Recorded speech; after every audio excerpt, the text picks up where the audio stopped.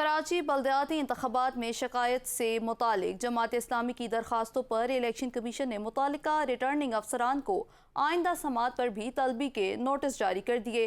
Election commission نے کہا کہ میں نہ مانوں کا رویہ چھوڑ دینا چاہیے، جیت جائیں تو ٹھیک، ہار جائیں تو نتائج نہ ماننے کا رویہ ٹھیک نہیں۔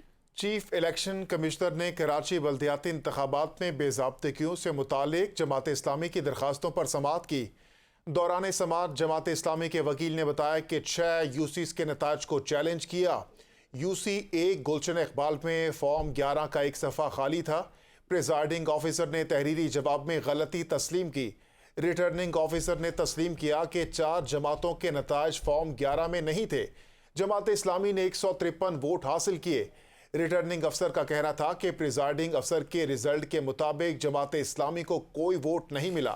ممبر الیکشن کمیشن نے کہا کہ ہر فریق کے پاس الگ فارم 11 ہے۔ عجیب تماشا ہے۔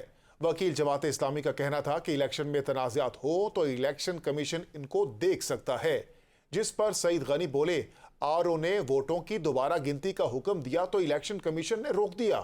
ووٹوں کے بیگ کھلیں گے تو ہی چیزیں واضح ہوں گی۔ ممبر الیکشن کمیشن نے کہا کہ الیکشن کمیشن پولنگ کے 60 روز میں معاملات دیکھ سکتا ہے۔ قانون کے مطابق جماعت اسلامی کے تمام اعتراضات قابل از وقت ہیں۔